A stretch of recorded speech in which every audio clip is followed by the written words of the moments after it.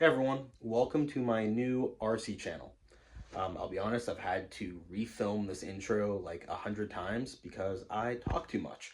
But long story short, basically I'm starting a new project and I thought it'd be cool to take you guys for the ride because I'm taking a slightly different approach than some other people have. Not doing anything super crazy, but I figured this slightly different perspective might help some people out. Basically, what I'm looking for is I want a small scale crawler that I can toss in a backpack and take hiking or take mountain biking, stuff like that. I do have some 10 scale trucks, but they're not really suitable for that kind of thing. So a deal came up, picked up a rig for really cheap, and I figured I'd give it a try because out of the box, um, there was a lot of deficiencies that kind of told me, we need to do some mods to have fun with this thing and shred some lines. So I'll flip the camera and I'll show you guys the rig and we can go from there. All right, lads, here is the truck. It's an Axial SCX24, as you probably knew from the title. I picked this truck up brand new in box for like 70 bucks. So it was kind of a steal, and it is bone stock. I've run it about twice now. The only things that I've done to it are literally added a little bit of weight, about 21 grams, to the front of the truck, right on top of the servo here. These are just wheel weights that I had laying around. And as you guys know, these trucks, they're a lot of fun out of the box, but they do need a bit of help to be capable. The suspension sucks. For example, if you look at the shocks here, you can see that they have like virtually no travel. So they're not really doing a whole lot. The weight distribution is not that great. And, there's a few other things that can be done to really transform these things. There are a lot of budget builds out there, but, they're like $100 builds. So they're throwing a bunch of parts at it. You're not really getting a good perspective as to what each of those parts is doing individually. And it's kind of hard to prioritize, if you're kind of doing things in stages, what's most important. So I wanted to break this up and do kind of a step-by-step. That way you guys can see what each mod is doing and kind of decide for yourselves a little bit what you think would be most important for your use case when building one of these. The other thing that I wanted to address is that most of these builds, $100 budget build, and the truck still looks stock. This Rubicon body is pretty nice. It's relatively detailed, for a Lexan shell, but I'm not a Jeep guy. I don't really care for this body all that much. And part of the fun with small scale is being able to customize the way the thing looks. So I wanted to have budget for, kind of a cool custom body shell in this build. So the budget that I set for myself is 145 bucks, including the cost of the truck. Like I said, this truck was about $70, so that leaves me with 75 bucks to mod this thing out. Now, I'm going to try to cover performance, drivetrain, all that kind of stuff as much as I can for the money. We're going to have some DIY stuff, that are basically like free mods. We're going to have some actual real mods. And of course, we had to throw the body in there. Now, again, title of this video probably gave it away. But for the body shell of this, I am going with the ever popular Playmobil Beetle. I just figured this was sick and there was a lot of stuff I could probably do with this thing. I picked this up for about $20 off of Amazon. And it's not going to stay looking stock either. It's going to get a custom paint job at some point, and we'll make it look really cool. But that is our build. All right, guys. So obviously you want to see the Playmobil Beetle body. So let's do a little unboxing. So I already opened it up here. Haven't taken everything out yet. So these are our wheels and tires. We're not going to use these, but there are center caps in here, and like hubcaps. So we might incorporate those in the build somehow at some stage.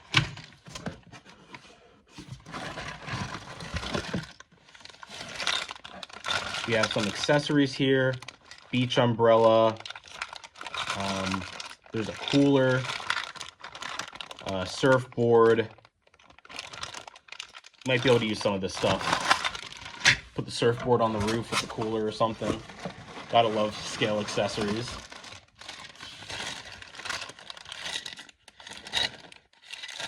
So we got the roof rack, the soft top, there's some suitcases on the roof rack, and there's like little scale bottles and stuff rattling around in there too.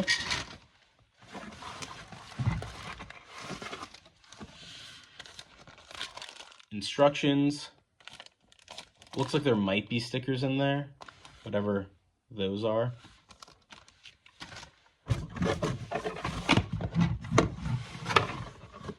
And then here is our body shell. So you can see this how it comes. I guess the engine cover is probably in one of those bags somewhere. Got a cool little interior. Would be nice if we can keep that, but we'll see. And let's get the truck over here and see how the wheelbase lines up. So a few people said that if you have a C10, it'll line up. From what I've read, the C10 and the JLU are basically the same wheelbase. So yeah, that's perfect. So yeah, this will kind of give you an idea of what it will look like. Now, granted, we are going to paint the shell at some point, but that looks pretty sweet. Now, obviously, we are going to have to do a little bit of trimming to the wheel arches, and you can already see this thing isn't super low the way it's mounted now. Obviously, it's upside down, but the tires, they don't fit perfectly in the arches, so we will have to trim those up a bit. But out of the gate, I'm really excited with how this thing fits. To give you a little insight as to why I went with Playmobil, finding bodies that are cool that fit these trucks is a little challenging. Even though this is a 1/24 scale model, all the 1/24 scale model kits that I had laying around were way too small. So you got to go 1/20th scale. And I went to a few stores. I couldn't find anything. Probably should have just gone to the hobby shop, but that was a little bit too far of a drive.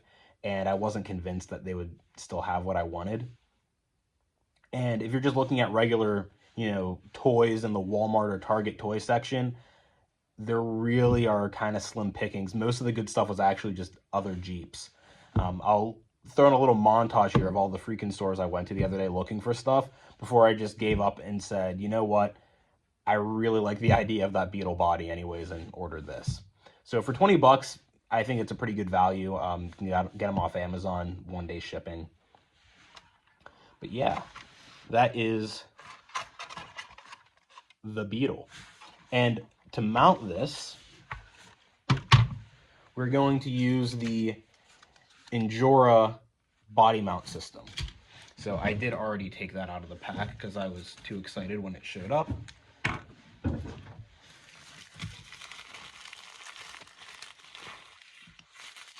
So we'll take everything out here for you guys to see.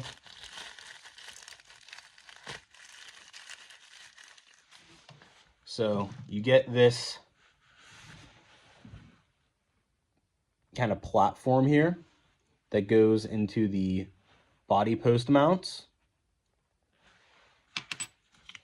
And then you get your magnets, and your magnets will screw into that platform. And then you get double-sided tape to attach the other magnets to the body shell. So that will probably take care of us for the front of the truck. For the rear of the truck, I'm going to have to make something custom. I don't know what that's going to look like yet, but I had these rare earth magnets laying around. They're pretty similar to what comes in the Injora kit, actually.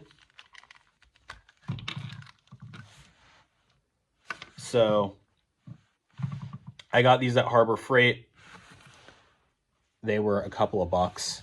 I don't remember how much they were because I bought them a while ago for another project, but I'll be using those. To be honest, I probably could have gotten away without buying this. I think this was like $15, but I just kind of wanted to get everything ordered at once. And I figured this I know will be sturdy, and I already had an idea for the rear of the truck. So I figured between these two, I'll be set. So that's what we're going to use to mount this thing up. And we'll go in depth and we'll have a whole episode dedicated to getting this body to fit the truck. So that is incoming.